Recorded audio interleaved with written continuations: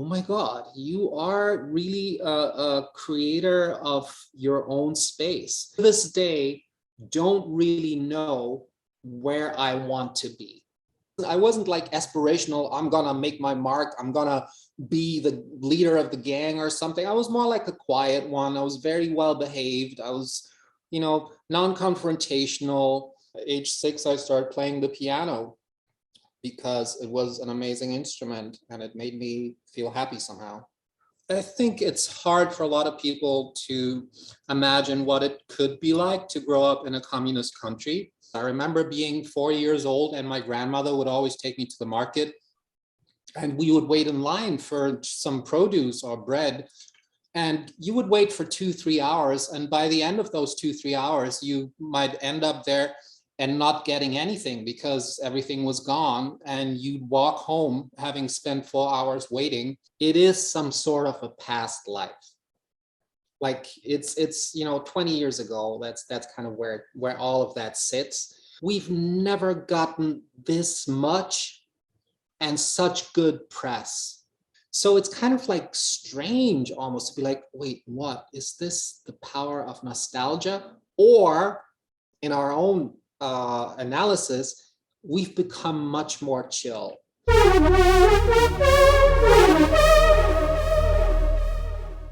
So Louis Oberländer, this is fascinating because we have sort of known each other over a period since about 1989, when I interviewed the Jeremy Days in the TV tower. Have I got that right? The TV tower in Hamburg, when it used to revolve. Amazing. Amazing. Yes. Your memory is insane, and it is true. Yes. The famous TV tower. Mm-hmm.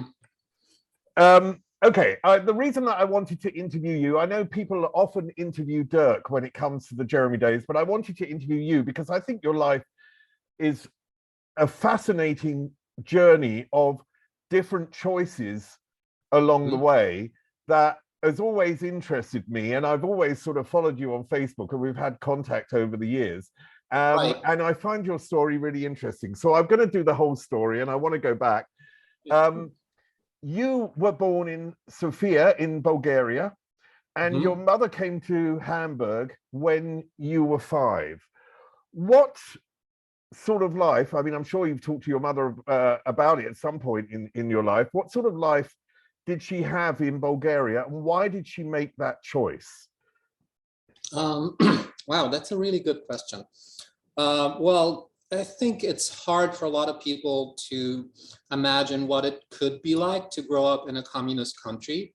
We of course know that through media and everything. Oh, Russia is bad, and Bulgaria was part of the Eastern Bloc, and therefore it had a lot of advantages in some way, but also a lot of disadvantages. And the disadvantages were a kind of like oppression, a shortage of actual goods. I remember being 4 years old and my grandmother would always take me to the market and we would wait in line for some produce or bread. And you would wait for 2-3 hours. And by the end of those 2-3 hours, you might end up there and not getting anything because everything was gone. And you'd walk home having spent 4 hours waiting. My grandmother was very smart. She knew how to handle a kid, and usually when that would happen, we would go to the what's that called? To the fairground around the corner. So I was like, all right, whatever, no bread, but we're gonna go on a merry-go-round.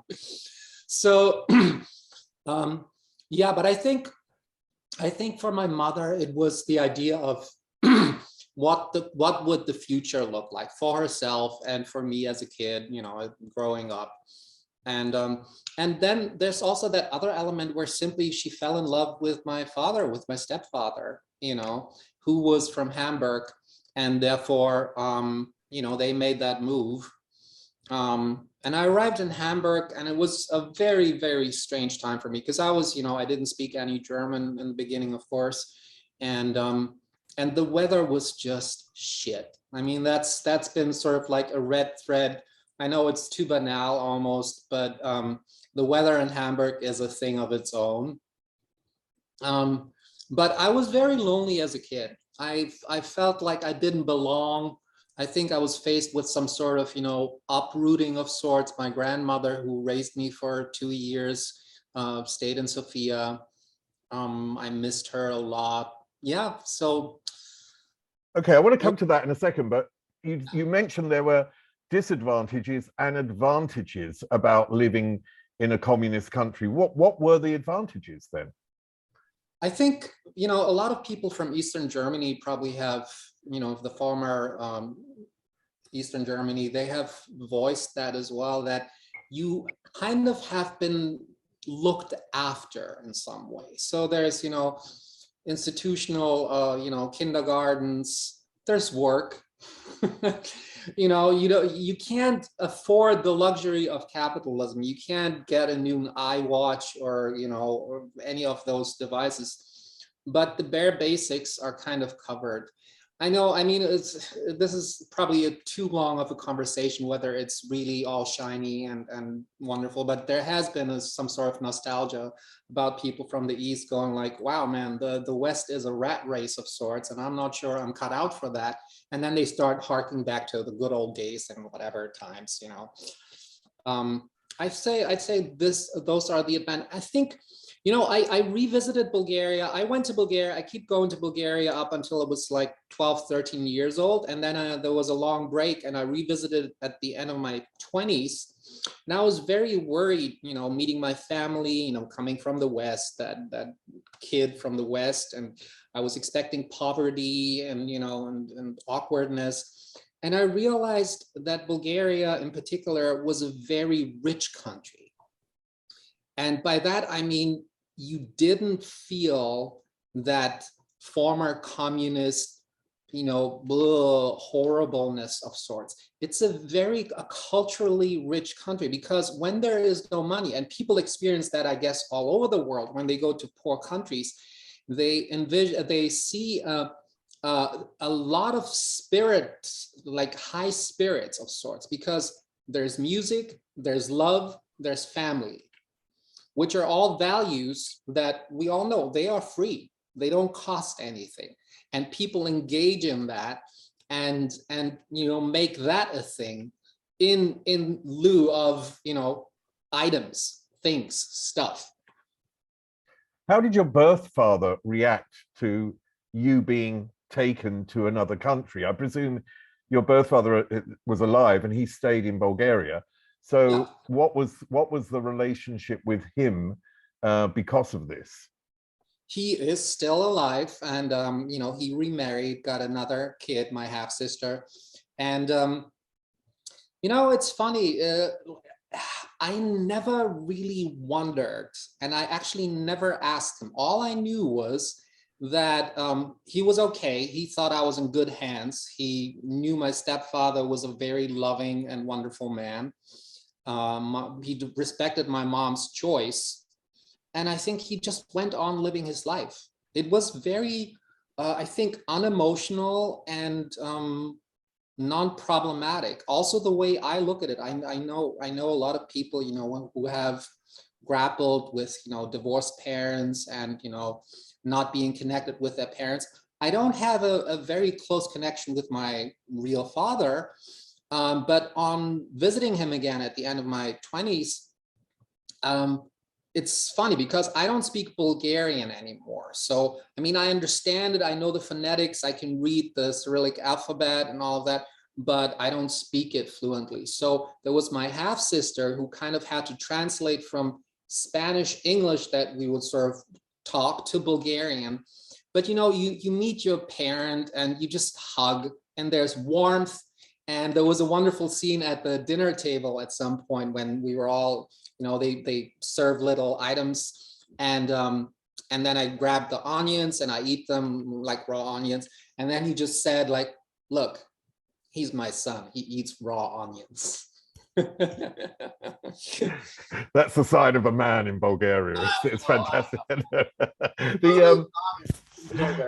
When you went to Hamburg, you mentioned that you were the other in a way. And the outsider, I would sort of express it as well. How did that represent itself, and how did that make you feel? Well,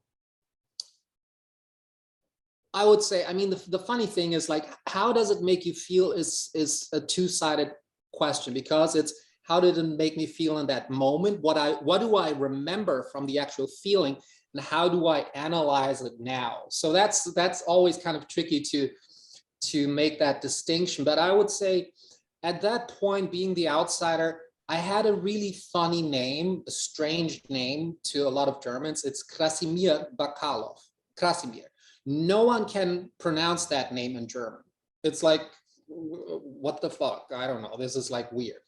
So that was, something number one that didn't pan out. And then the games that I would play in the courtyard with the other guys and the other kids were really strange. They were like grabbing each other's balls. That was a game. And I was like, this is weird. Of course, amongst other things like playing soccer and stuff like that. But, I think, I don't know, there was this sense of not belonging or not knowing. And I wasn't like aspirational, I'm gonna make my mark, I'm gonna be the leader of the gang or something. I was more like a quiet one. I was very well behaved. I was, non-confrontational. I was a quiet kid, and therefore, of course, there was a clear escape. And the first escape was reading, language, stuff like that. I learned German, I learned to read, and I started going into books. And then age 6, I started playing the piano because it was an amazing instrument and it made me feel happy somehow. What music did your parents, and I obviously mean your stepfather in this, your mother and stepfather, what music did they listen to, and when did your taste start to diverge? I remember long trips in the car to Bulgaria. We would travel for 2 to 3 days, and they would pretty much play, top 20 cassettes. The songs that I remember like distinctively were David Bowie, The Man Who Sold the World. That, I don't know, it was that guitar line and the harmonic movement from a to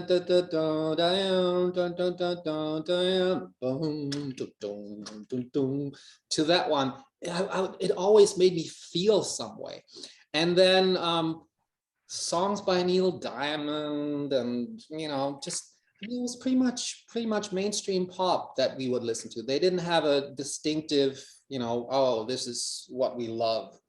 I remember though that one of my first concerts that my mom actually took me to, and that was my first concert, like as a concert goer, was the Eurythmics. And I thought it was super tacky because they didn't have the good stuff yet. They only had Love Is a Stranger. That was the first single, I think, or like the first major single they had. And I thought it was like it sat on the brink of Schlager somehow, German Schlager. And I was like, oh, Mom, do we really have to go? This is so awkward. Da, da, da.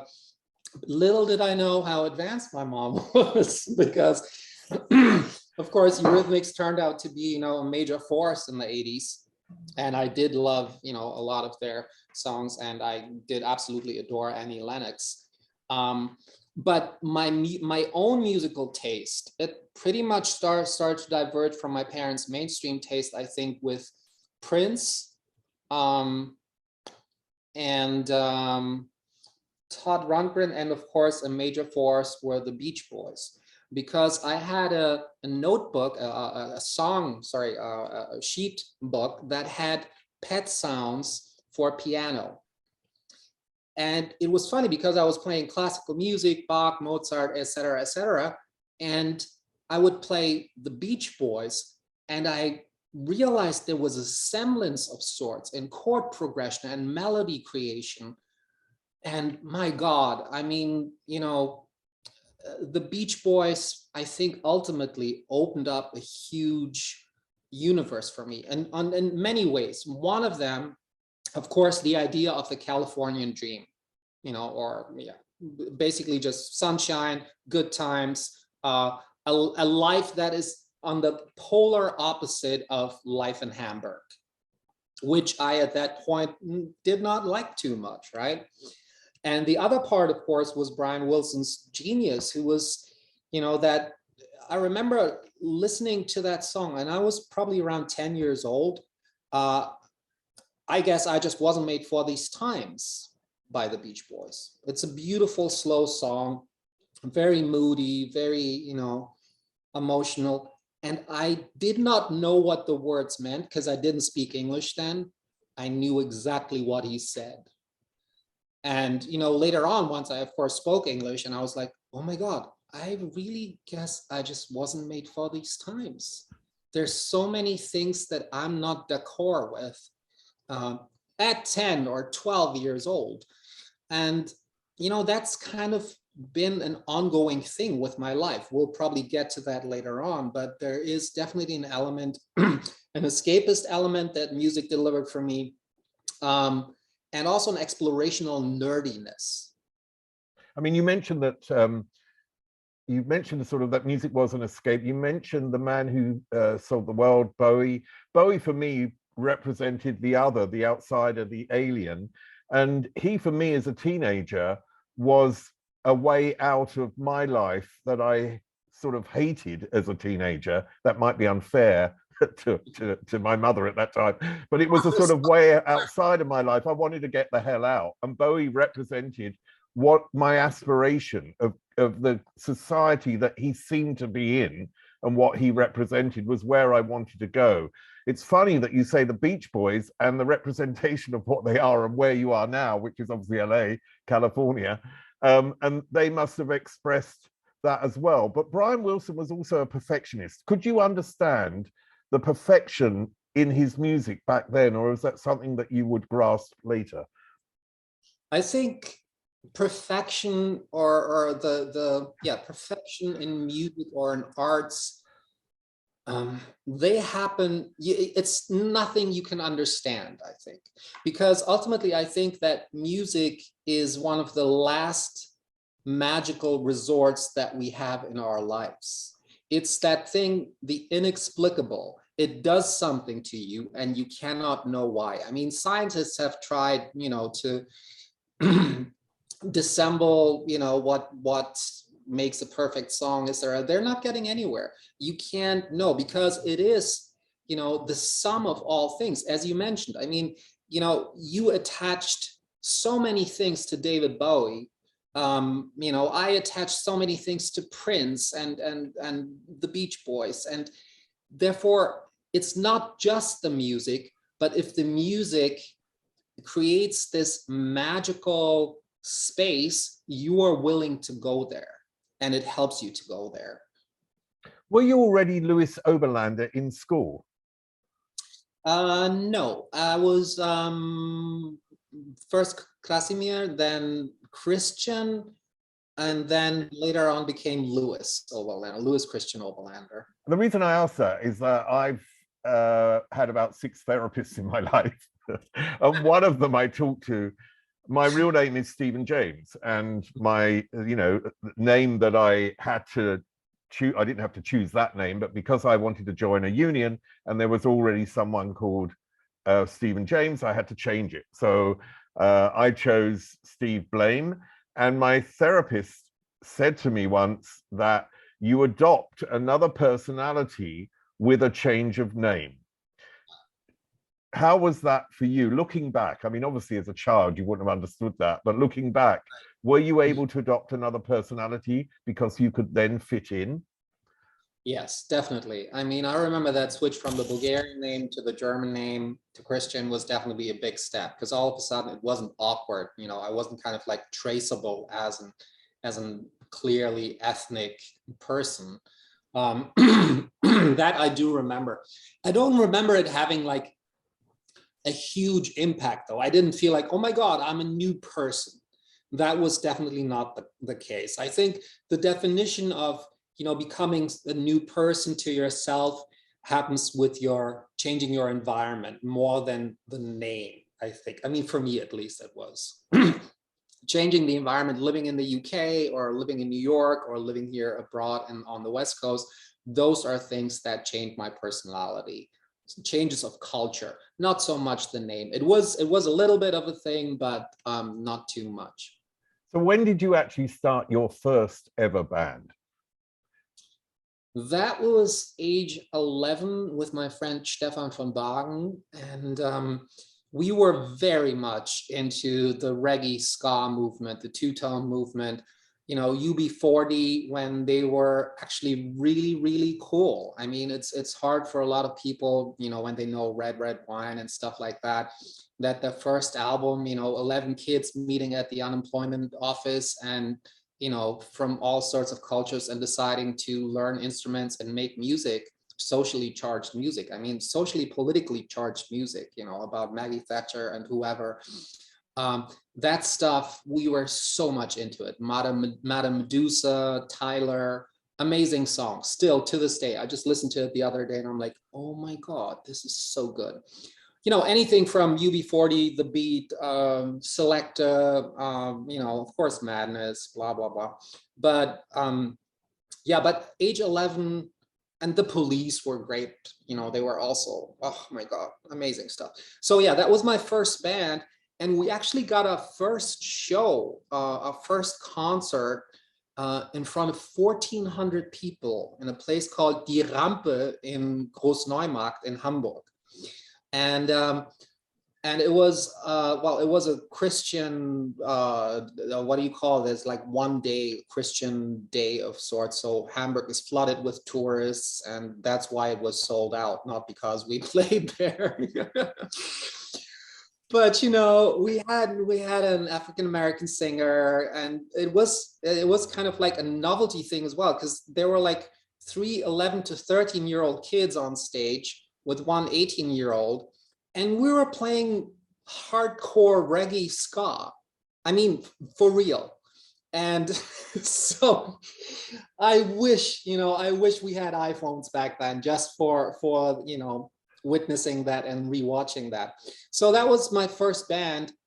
We were called the Producers. Our first name for the band was called, we called ourselves the Gallant Gadfly. I don't know why. It's, man, bands and their names, it's ridiculous. I remember when U2 came out, and we were like, that's a stupid name, because in Hamburg there's a subway that's called U2. You know, you couldn't connect the dots there. What did you actually glean from being in that band that has stayed with you throughout your life? Is there anything, because the first band, the first opportunity to go on stage, playing with other people, that sort of, you know, idea, and I think there is also something that you do take from every experience. And I just wonder, although you were so young, what you took from that experience, which has been useful in other periods in your life. Well, I would agree 100%. I think a band is a very special combination. It's like it's got the intimacy of a family. It's a surrogate family. Yet the influences, they go outside of the realm of what a normal family usually delivers. So you have people from all walks of life, they come together for a greater good, and you have the fights, and you have the agreements, and you have the camaraderie. You learn to compromise, which is a very hard thing to do, especially when it comes to something like taste. You know, if you feel so strongly about it and you go, oh, I don't like this. But then you find ways by adding your input musically, you know, to that and molding it into something else, and it becomes something else and it becomes yours. That's, I think, a very important element. I think the social element within a band is something that I've definitely taken with me throughout my whole life. Learning how to be with people. You know, it doesn't matter whether it's a band, whether it's a work environment of sorts. You know, over here I started getting more into the entertainment industry, into film and stuff. It's all the same. It's always the same mechanisms. And to learn that at a very young age, I mean, preteen or teenager, who gets the chance, if you're not in music, to learn that? Maybe people in sports. That's the other option there, I think. But generally, if you just go to school and it's like, it's a very one-sided scenario. The teacher, the pupil on the other end, and ball, that's it. Yeah. What do you remember about the first contact with Dirk Darmstädter and Christoph Kaiser? Well, I signed a publishing contract as a songwriter with a company from Germany, with a publishing company in Germany. And one of the guys, Michael Kramer, who used to be the head of that, he suggested, hey, I have this American singer, he's an artist with us, I think you guys should meet, you know, he's trying to put together a band, guys should meet. So we met. I will be honest, I don't actually recall the very first meeting with Dirk, and then later on Christoph, but what I do distinctly remember is our mission that we set ourselves on to craft the perfect pop song. So we were 3 people at that point. We felt we were a band, and we would get, you know, drum machines and 4-track recorders and just start programming and recording and overdubbing and crafting songs with, you know, intro, verse, bridge, middle 8, chorus, and so on and so on. I remember that he sounded weird to me, Dirk did, because he had a very strong American accent in German. And he would get things wrong, and it was like, it felt a little bit like a put on, like, you know, like, but I realized, no, he's just that. He's just that. I think he had just come back from the States, and yeah. But Dirk is German, isn't he? He went to America for a few years, and that sort of adopted the accent. So when he came back, people thought he was American. What was different musically between the Real McCoys, which was the first incarnation, as it were, of the Jeremy days, and your own band, the Producers? What was different for you musically? How had that progressed? Well, there was definitely much more of a, how do I word this? It was more a very focused approach to the craft of songwriting. With, you know, my first band, the Producers, I mean, we were kids and we just put 3 to 5 chords together. Oh, this is fun. Oh my God, this sounds like music. And that was the joy of it, right? And then just hanging out. With Dirk and Christoph, it was more like we would meet on weekends or, you know, end of the day and just sit down and be like, all right, we're gonna write a song now that is one of the best songs in the world. And, you know, and with that, there was a different approach somehow. How do I, yeah, it was just more focused. Very focused. There was a point where the Real McCoys expanded, as it were, into the Jeremy days with jörn-christof and Stefan Rager. So what was the reason for that? Why did you, as a trio, feel that you need to expand to have 5 people in the band? Well, I'll give you a visual. While we were still 3, just the 3 of us, we had a rehearsal room in Altona in Hamburg, and we had put the drum machine, the Yamaha RX-19, on the back on a little riser, and we put spotlights on each of us that were there, including the drum machine. And it just didn't cut it, man. A drum machine, and we did like pop music and rock music, so the drum machine just didn't cut it. So Chris, he had an old buddy in Munich, Stefan Rager, who was an excellent drummer. He was kind of like a prodigy, a wunderkind of drumming, and asked him whether he would come up. And I knew Jörn, the guitarist, who was also a spectacular guitarist. And we just expanded. We always knew we wanted to be a real band. And 3 people, you know, I played keyboards, Christoph bass, Dirk sang and played guitar. So that was not a band. We could have been a folk trio, but not a real band. So we always knew we needed to be more than just the 3 of us. And then came actually a phase that was really interesting, because that's what a lot of people don't understand, you know, when you have your first success, they're like, you know, oh, your overnight success, da da da. Well, you know that saying, give me 10 years and I'll give you overnight success.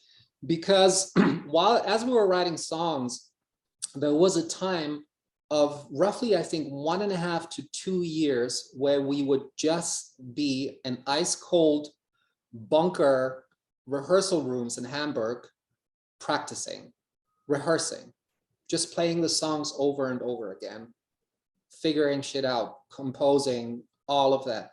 That's a mighty long time. 2 years of that, where you just do that.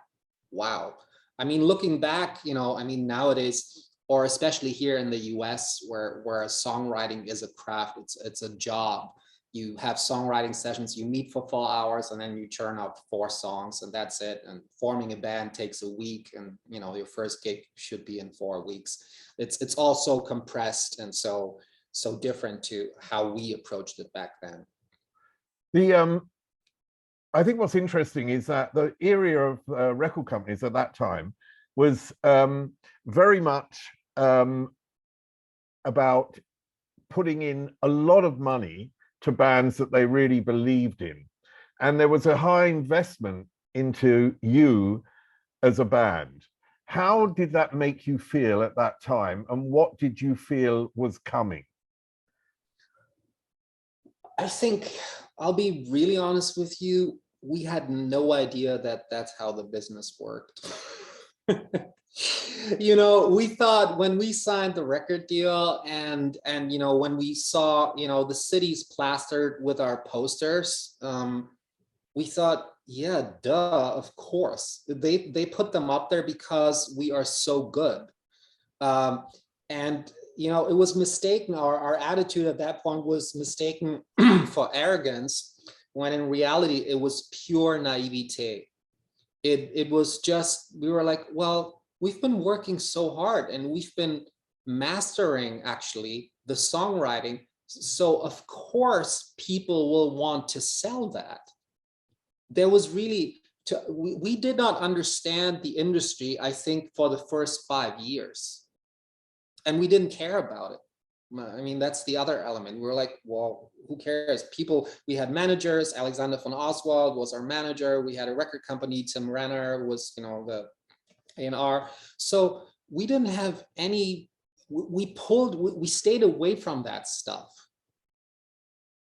So the fact that, of course, now, you know, yeah, if people are pushing artists, particular artists, with a lot of money, and I can only imagine the pressure that it can create for someone who's fully aware of it. Ultimately, though, I think that artists tend to stay away from that thought.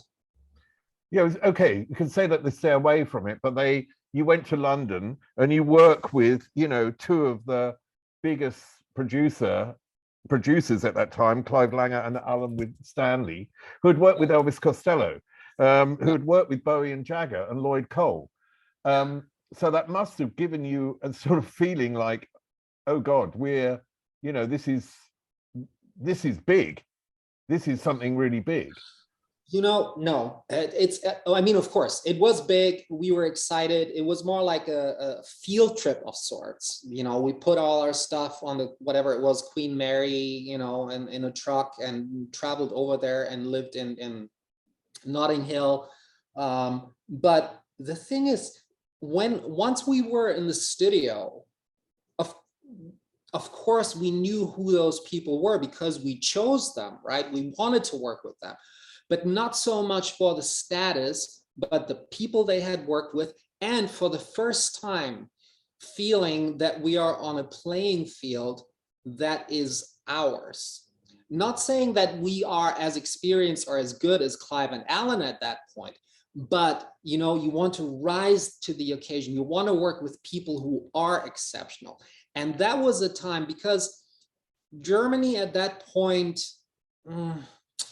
musically, it was not our playing field. We had nothing to do in Germany. We came out of the Neue Deutsche Welle, which is New German Wave, which ended up being a cacophony. cacophony of silly children's songs to fast, new wave beats, and it was horrible. And modern talking was there, and so there wasn't much in Germany where we felt at home at, and neither were there any producers that we admired. Hence, we looked, towards the US and the UK. So being with Clive and Alan at that point and having the first experiences with them in the studio, we're like, yeah, they work like we used to craft our songs at home on the 4-track. So there was a huge relief, because there was, of course, respect on one hand. They've worked with everyone. I mean, we had Louis Jardim on our first album. He played the bass on Grace Jones' Slave to the Rhythm, and he played congas on our album. He was sitting there with his fat cigar, and when he said that he played the bass on Slave to the Rhythm, we were just floored. I mean, being part of pop history, music history in any way, shape, or form is one of the most inspiring things as a musician, I think, apart from writing songs or performing. I think that's your collective, the collective of pop music, everything. That's why I don't say I hate this or I hate this or this type of music. It's more like, well, we're all pursuing the same things, just with different means and different tools and different approaches.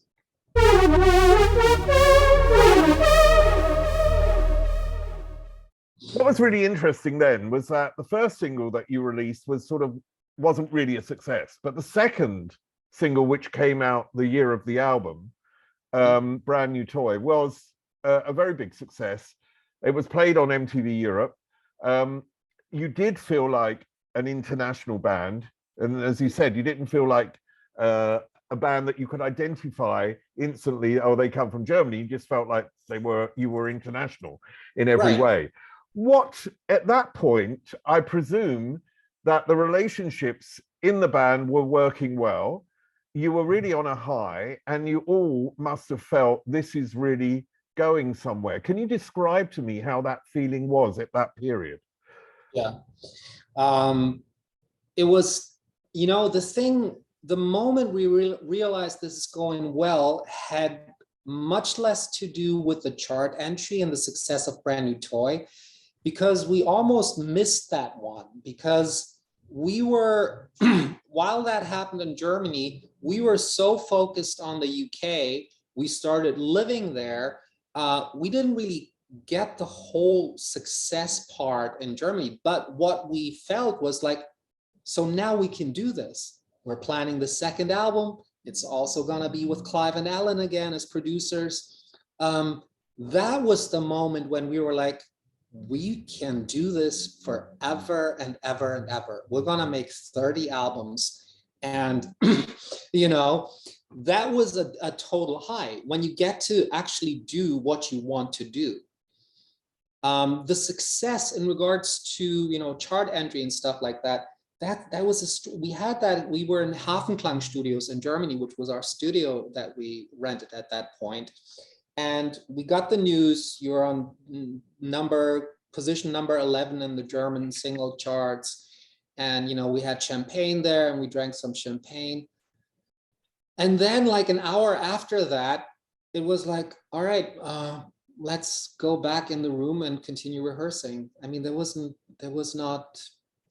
chart entries, I don't know what they mean. I think they mean more to the people in the industry, because it gives them material that they can work with. You can name drop stuff. You can say, well, they're in the charts, they're in position number 10, this. To a musician, it basically just gives you a little bit of this little bit of like, all right, okay, now I don't have to have any awkward meetings with the A&R where they go, why don't you do more music like John Bon Jovi or something like that, But there must have been a point where also that you may have felt, okay, money's going to come in and this is going to, I'll be in safer territory. Do you know what I mean? I won't have to think about how am I going to pay the rent or how am I going to do this. Life is going to get a lot easier. How did that happen, or how was it? I never had any money concerns as a 22-year-old. Life was cheap at that point. I don't know how any of us did it, but if you think back about your life, maybe when you're 20, 22, you don't really worry too much about money. Yes, you kind of have to, but you always scrape by somehow. So I don't know. We never thought about the money aspect of things. We would get our advances from the record company and the publishing companies, and then we would live on that.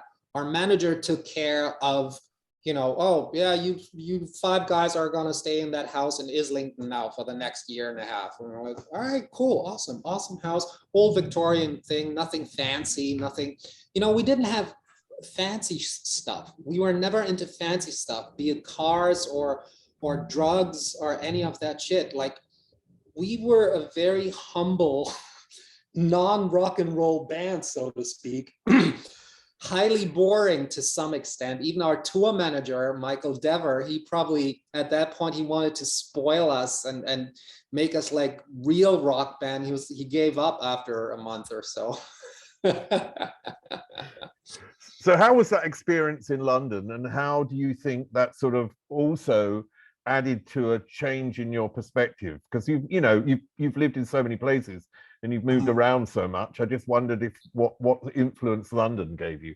London in 88, 89, 90 was spectacular. I will say that. I think that was definitely a life-changing experience for me and the lads as well, or the guys, as I should say over here. But it was, number one, you're in the center of pop music. You know, I mean, whatever was happening in London, and the club scene started to come out again out of a slumber of sorts and went into the house and dance scene. So it was the birth of, it was the second summer of love. So Stone Roses, you know, the whole Cumbrian whatever concoction, plus house music, you know, acid house started becoming a big thing. Loops, incorporating loops, drum loops into rock music. The WAG Club in Soho was a center, you know, that we would hang out with. I think one of the co-owners, or he was one of the co-owners, Chris Sullivan, he directed the video to Are You Inventive?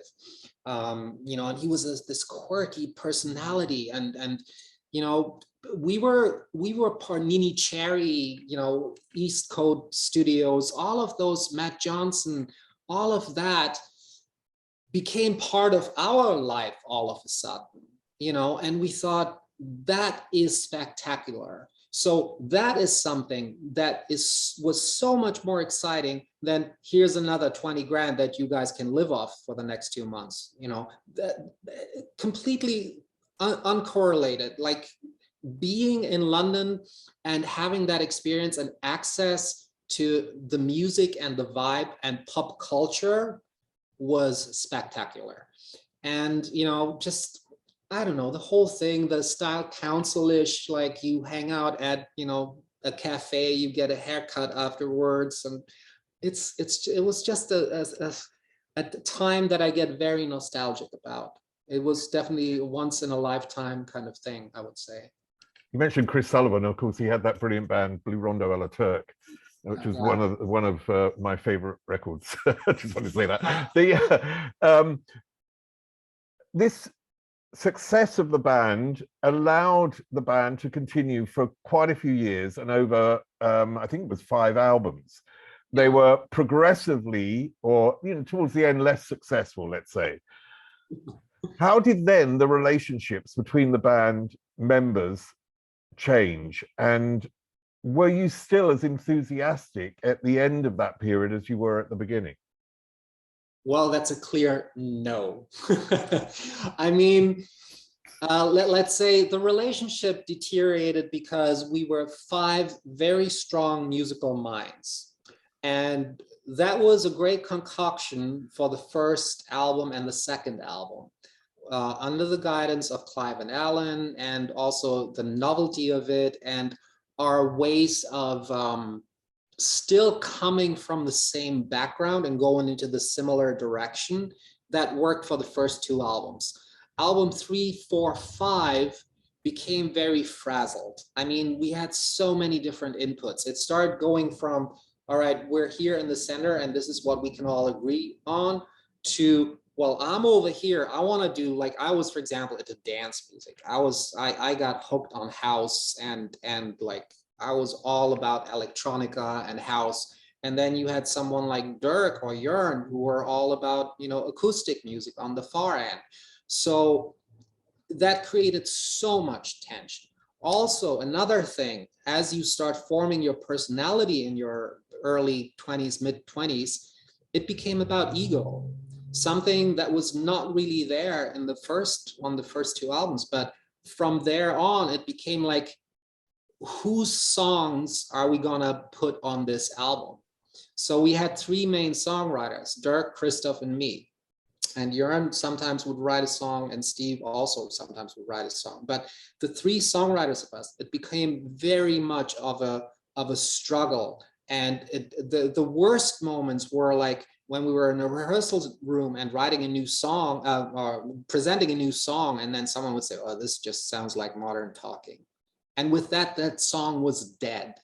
So you couldn't work. And though there were very harsh moments amongst ourselves, during production times, the tours, the things that kept us alive spiritually on a mental space were the tours, because touring and the support of the fans and the joy that the fans experienced during our shows and the joy that we had, I think one of the biggest compliment I ever heard a journalist say at some point to us in person was, "You guys, your shows remind me of a modern day Pink Floyd extravaganza."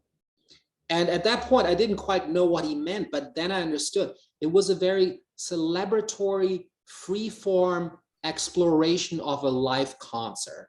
It wasn't like, all right, here are our 12 songs, we're gonna play them. We jammed, I mean, not like stupid blues jam or something like that. We jammed our songs. We segued a song like Clouds of Maine, one of our albums, into Silly Love Songs by the Wings.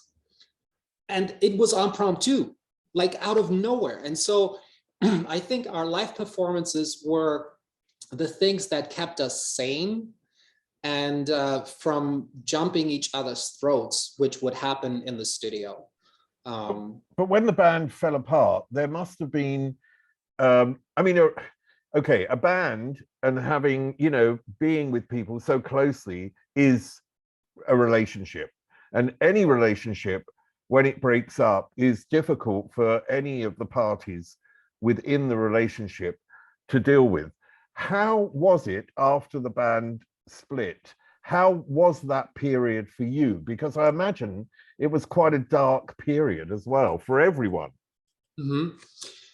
Yeah, let me think. I mean, there was definitely, well, first you have to remember that I became a father in 1989 to my daughter Paula, right? So age 22, 23, I was a father. I became a father. I turned into a little family with my son Ruben 2 years later, 3 years later. And each of and every one of us, you know, Dirk became a father, Jörn became a father. So we became individuals outside of the band. So by the time, by 1995, 96, we had to deal with real life. So the hardship of the breakup, which wasn't actually, we never said, let's call it quits. We just said, hey guys, let's just take a break. That was kind of what we went. So under that light, it seemed like, oh, thank God. Oh man, we so deserve a break. Now we can take care of real life. We can take care of our personal preferences musically. So everyone went into the type of music they wanted to do, the type of stuff they wanted to produce or work with others, collaborations, and so on and so on. It was not dark.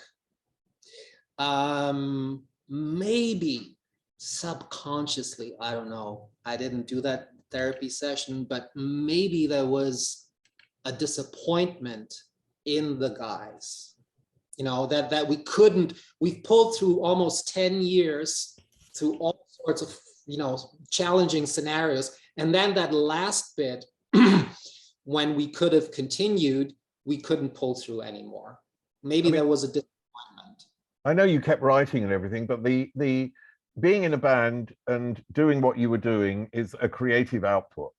And when you're having that creative output and that output then is essentially taken away, or the main part of that output, then, and I know that you had a family, and I understand that part of it as well, because that's going to keep you busy and it's something that you love and that you want to be around and you want to see your kids grow up. But on the other side, there is this, I would assume, and I've had this in a period of my life, this emptiness where you're feeling, I need something to fulfill me within creatively as well. So was that a period where you were able to think and start developing ideas for your future? Because you made a big change in your life, yet again, it took a while, but there was another big change in your life. Well, there was definitely, I think, again, the relief of not fighting over elements in creativity, I think prevailed and was the dominant force after the breakup. So the fact that I knew if ever I were to sit at the guitar or at the piano, that I wouldn't have to fight with anyone about what I'm doing, I think that was a relief. And so my continuation with, becoming a music producer and working with other people was filled by just a new approach. Oh, different people, we don't argue, we come to good results. So it was not that dark or that frustrating.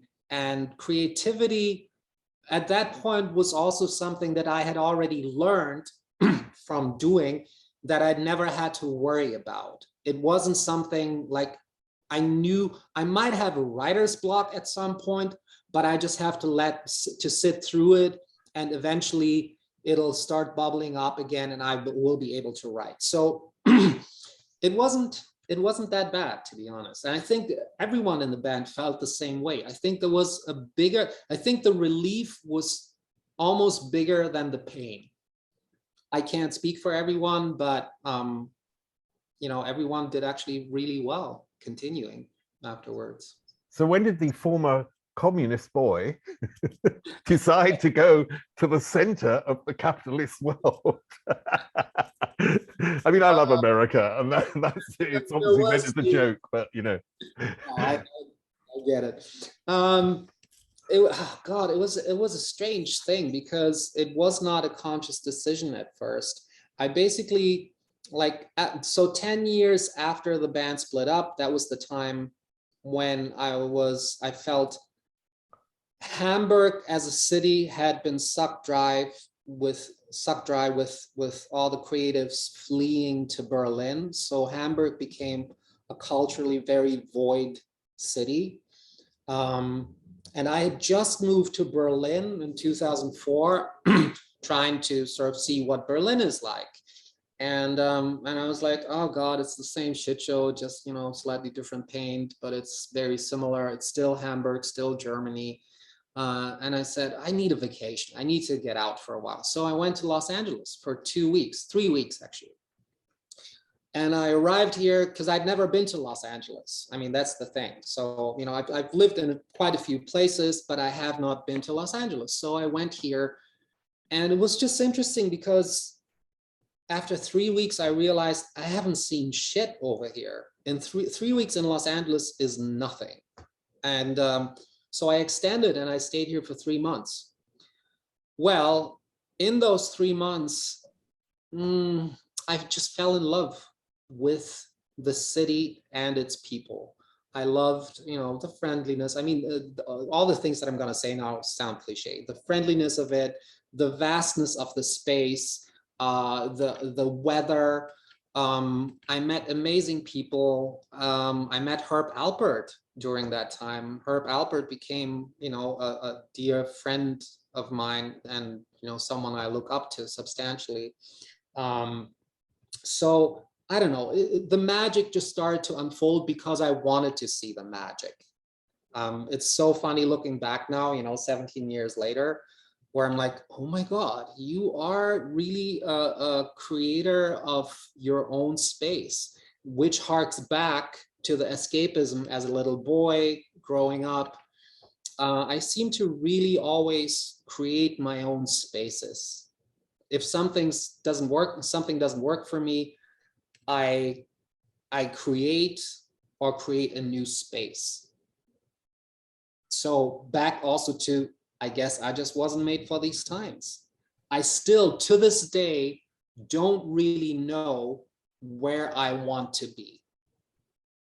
Los Angeles is not an easy city. I know you said, you know, the way you've described it and everything, it's almost landing somewhere which, you know, is you love the open spaces of Los Angeles, and you made friends very quickly and all this sort of stuff. But Los Angeles can be a place where people get lost, and Yes.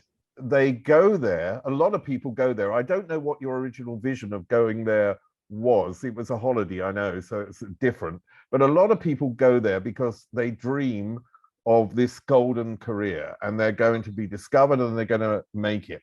Then a lot of those people get lost, and they end up being killed in a way, creatively and emotionally, by that city. Oh, absolutely. So how have you sort of circumvented all that? I think, you know, you're absolutely right, by the way, in that observation. I can say that now. I think my advantage was that I did not come here with any plan or any golden dream of sorts. There was really none. I mean, friends always ask me, didn't you want to? Because I couldn't foresee what I was going to do over here. I literally just wanted to live here. That's it, live, not work or become something or someone. I just wanted to live here. I wanted to take in the warm climate, and that's pretty much it. And nice and open, friendly people. That's all I wanted. The fact that I then transitioned into the different careers that I did, I mean, becoming an actor was the furthest away from what I could have ever imagined of becoming. But I just stumbled into it. I really stumbled into acting, from that into photography, into DJing. Same thing, DJing. I mean, I even though I love dance music, but I never wanted to DJ, you know. So, but any of that, it really just unraveled. It shaped itself out. It came by me going, why don't I try this? And I tried it, and I did it, and I was good at it, and it was fun. That's all that mattered to me. That other element that you mentioned, people coming here and getting sucked dry. I mean, LA, from my experience, is one of the loneliest cities in the world. And prior to that, I thought London can be that at times. But no, LA is a real challenge because it doesn't have the social cultural meeting places of sorts. They don't exist. They just don't exist. And therefore people get very lonely here. And the only thing where you can actually socialize is in business environments. And business environment socializing can basically be broken down to pitching. Everyone pitches the other person what they're doing, what they're on to, hoping for opportunities, because that's what LA used to be. You know, LA is also, of course, majorly transitioning from an entertainment city, and has transitioned into a fintech town, finance, technology. So it's changing. I can't really say for the better or the worse. I don't know. It is just changing, like many cities do. But this is a fast-paced change over here. I mean, I've been to LA quite a few times, and I remember one time when my career was dead and at a very low ebb, and I went to visit a friend in LA, and we went to these sort of 2-hour parties that they have in the evening. You get an in time and an out time, which I'd never heard of before. So you turn up at 7, but you got to leave by 9 because it's only about who you are. And I remember being at this party, And it started off people asking you, what do you do? And I said, actually, I'm unemployed at the moment. You know, I wasn't doing anything. I wasn't actually unemployed, but I just said I'm unemployed at the moment. I emptied the room. You know, you empty the room immediately. So this friend of mine who lives there said, no, don't say that. Say that you're a presenter on MTV, and that had long ended. So the next thing was like, oh, I'm a presenter on MTV. The room filled up. You know, it was the most bizarre experience ever, because your status is only related to what you can give the person you are talking to. And that I found very tough to deal with, because it sort of lacked humanity. Well, you know, it's very difficult to say something to that. I would absolutely agree in that observation, and I learned it the hard way myself, emptying the room by just, you know, being honest and saying, I got nothing going on right now. Oh, okay, bye. You know, I don't want to talk to you. Why would I talk to you? You got nothing going on.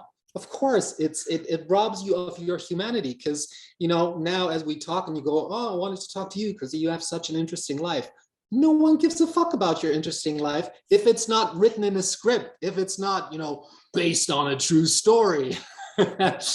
but no, but I watched all of this, and what I've come to realize is it's the confusion that Europeans feel over here, especially in LA, thinking that parties are social gatherings. They are not. They're extended pitching places. So in that regard, you have to be very aware of those 2 hours. That's like your pitch time. This is the time when you can fast forward and jump all the hoops that in Europe you can't even jump. You can't go from here to here at a party in Europe. But over here you can. You meet the right person, or you offer the right part that someone else needs, boom. So it's just a very efficient business setting masked as a social hanging out.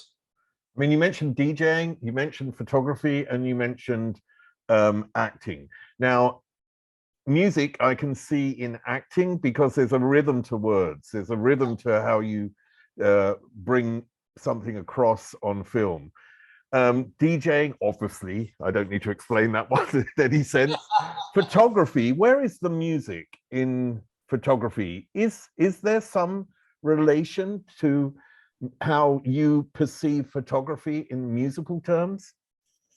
Well, you know, I started my photography based on empowering women, actually. So I started, I think, in around 2012. That was kind of like pre the Instagram and social media craze, but I could already get a sense of what was gonna come. And so my photography is very simple, non-frills, no big makeup styling, but relatability to music comes in, you know, the term composition. You compose a frame. I didn't make elaborate shoots with props or anything like that. All I did was find the person's angles and moments that look good. I was on a mission to make a person look good, especially women, without the trickery, merely by creating a mood that was pleasant and by finding the right angles. Because photography is a very selective craft, and that's where you can actually relate it to music. You can give me a guitar and I can play horrible stuff on that guitar, or you give me a guitar and I play beautiful stuff on it. And it's the same with photography. You can take a shit picture of the most beautiful person in the world, or you take a spectacular picture. So the choice matters. And that's why I truly enjoyed doing photography. It had also a similar element of meditation. You go into a zone, and from there, you start expanding and let whatever comes through you speak. So that would mean with my subjects, I would sometimes look through the lens and see that woman as a 10-year-old, as a 30-year-old. I would see her in the future as a 50 and 70-year-old. And that's basically what my brain gave me, you know, what sort of came through me. And it harks back to seeing my grandmother, my mother, you know, all of those people, my daughter, everyone coming into that, culminating in that person that I am shooting. So I think selective approaches in general is a red thread in creative processes, especially in the overwhelm that we have. I mean, you must know that as a writer, and, you know, like, where do you start? What do you focus on? We could, I mean, even this conversation, I mean, I still feel we're just touching the surface of any of those subreddits, you know, that we can divulge in. So, yeah. You talked earlier about when you moved to Berlin in 2004, but in 2003, you played with the guys in Rettet den FC St. Pauli, which was a benefit for FC St. Pauli. When you were in LA and all that time, had you had any contact with the guys, or had you basically forgotten them, as it were? I don't mean, you know, in a negative sense, but in a sense they were in your past. I mean, we really had little to no contact. I don't recall if I ever had a conversation with Jörn or something. Maybe, you know, except for that one show, the concert there in 2003, that was a one-off, but no, there was no contact, and there was also no need or want to connect. I mean, my life since I moved over here has been wonderfully busy and actually non-music related. I stopped making music in 2005 consciously. That was a conscious decision. I didn't miss the guys. And of course, once we start getting together again, you realize, oh my God, there's so much history. There's so much of a connection and so much, you know, love, actual love amongst us. We care for each other and about each other. But where did the contact come from? Who connected you again? And what was your initial feeling of this idea to actually play together again live? It was very banal almost. It was like, it was a former booker, a booking agency that used to book our shows. They said, hey guys, hey, so here's a crazy idea. We're getting some calls from people asking about the 30-year anniversary of your album, and, you know, don't you just want to do a reunion show or something? Or not a reunion, just an anniversary show. And Dirk, you know, forwarded that email to all of us. And for some inexplicable reason, because we've been inquired by Tim Renner, for example, previously, whether we would do, you know, a show, and we were like, nah, no, why would it be? But all of a sudden, I think this 30-year thing, the anniversary, and it caught us kind of like in a good space, and we decided to just be like, yeah, we can do that. We can do just one show. Why shouldn't we? Could be fun. And yeah, hence we did that. And of course, there's also the fear. I will be honest. I remember my first thought was, oh man, I don't want to be like one of those revival bands. You know, you play a show, and then it used to be, you know, 1,000 people that would come to your show, and all of a sudden it's 50 people, and it's a very sad moment. It could be a very sad moment. Of course, that also is in there, you know, where you're like, oh, I don't want to go through that. But we're just, let's just do it. What the fuck? Let's see what happens. And, you know, it turned out amazing. It was a sold out show at the Docks in Hamburg. And the most beautiful thing about that evening, apart from seeing everyone and being emotional and happy and joyous, was the fact that there was no purpose to the show apart from celebrating. There was no promoting. I remember when we as a band, when every show that we played always had the tenor of, we need to show the world that we are the best.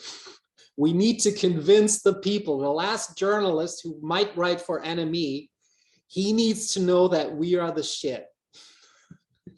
So there was none of that during that show. It was pure bliss from the moment walking on stage, opening chords, to the last moment leaving it and just being like, that was the best show of our lives. Just for that. What's brilliant about this story, it has then on top, you know, the cherry on top is this fairy tale ending with Beauty and Broken, with an album that goes into the German charts. And, you know, so many years after your first success, and completely unexpected for all the members of the band, I'm sure. I can't imagine anyone would ever sort of expect that. Where does that put you in your life now? Because you know, it's almost like you develop this other life. You have this life in LA that you really love. You have all these facets to your life that you enjoy. And then suddenly the thing that you originally started out to do has come true again. So where does that put you in your life? Yeah, that's a funny one, man. That's a funny one. I would say it's hard to place, because on one hand, it is some sort of a past life. Like it's you know, 20 years ago, that's kind of where all of that sits. So revisiting this, and man, we were so surprised. We've never gotten this much and such good press. Like all of our albums were hated. That's what we felt like. Or there was a lot of critique, you know, about us being the way we were and the music, and it's just mainstream, blah blah blah, whatever. And now we've had amazing press and wonderful, you know, statements from writers and journalists, etc. So it's kind of like strange almost to be like, wait, what is this? The power of nostalgia? Or in our own analysis, we've become much more chill. So therefore, hence the result, the music has become more homogeneous again. You know, we became very frazzled in the course of the creation of our albums over time. And now we're sort of like very homogeneous. It's a round, well-rounded, good album, you know.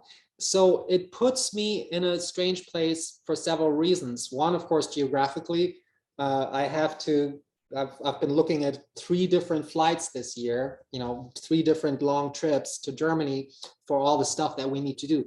We will be playing, oh my God, can I say that already? I don't even know whether I can say that. A famous German institution on TV, which is kind of like the knighting of our band, which is amazing. We're gonna play that. The Police played that as well in 1977. So it's nice how it loops back in my mind to, you know, watching a band that I loved on that TV thing and then performing it ourselves this fall. I think it's wonderful. This full circle idea is a very beautiful idea. What's interesting to me is how that success could play into your career as an actor, whether that success could translate into LA, further success in LA and bigger success in terms of acting in LA, or does LA care? You know, so I am not an actor. I just happen to enjoy filming and acting. I love it. It's a great exercise. It's relaxing to me. I enjoy the camaraderie on a whole crew, on a whole team, et cetera, et cetera. I love good visionary directors and writers. That shit turns me on like nothing else. But I love the reduced being as an actor that you get to be. It's not as all-consuming as being a musician, to be honest. And I'm not onto an acting career. Like that is the thing. Like, I mean, I appreciate what you say, you know, like maybe it will feed into that, but I have removed myself from career approaches of sorts. So currently, for example, the main thing I'm doing is I'm working in finance and DeFi, so crypto. That's where my head is now these days. The creative outlet is the cherry on top of everything, whatever it is. If I get asked to DJ, if I get asked to participate in a film or in something, that's just, oh my God, thank you, universe, amazing. I think I'm truly not made for these times because career thinking was never my thing and continues to not be my thing. So if the Jeremy days continue to have the success that we currently have or not, I don't really care for. Don't get me wrong, this is not being ungrateful. It's more like how amazing to have done what we have done, not only back in the 80s and 90s, but also with this new album, bringing all these fans among themselves together again, revisiting their youth and having a great time for ourselves. That already is enough. I am actually, in the light of that, rather humble. What matters to me these days is a little bit continuing to find a sense of purpose. That's what I find is one of the biggest challenges in aging. I'm turning 56 this year, right? And there has been a distinct difference to me 10 years ago and now, where I realize I have to be able to wake up every morning and find a purpose to get up. And that doesn't matter whether I'm in a depressive phase or whether I'm in a positive phase. I have to find the sense of purpose. And I think that is one of the challenges of aging, and music defeats that. Music as a listener and a creator defeats aging because it gives you something highly satisfying to get your head into. Well, I will finally say that sense of purpose as a 63-year-old, I have definitely found my sense of purpose, which is as a writer, because it fulfills me totally to write, whether it will be successful or not. And that is a wonderful thing. So don't worry about aging. You are not going to age badly in any case, because you've always been a very good looking man. And Lewis, thank you for your those insights into your own life and really telling us this wonderful journey and this fairy tale end, which isn't the end. So I wish you well in the future, and thanks again. Thank you so much, Steve. What a lovely interview. Thank you so much. You're amazing. You're an amazing person. Thank you. Up there is an interview I recommend. Down there is where you can find all the podcast interviews. And here is where you can connect.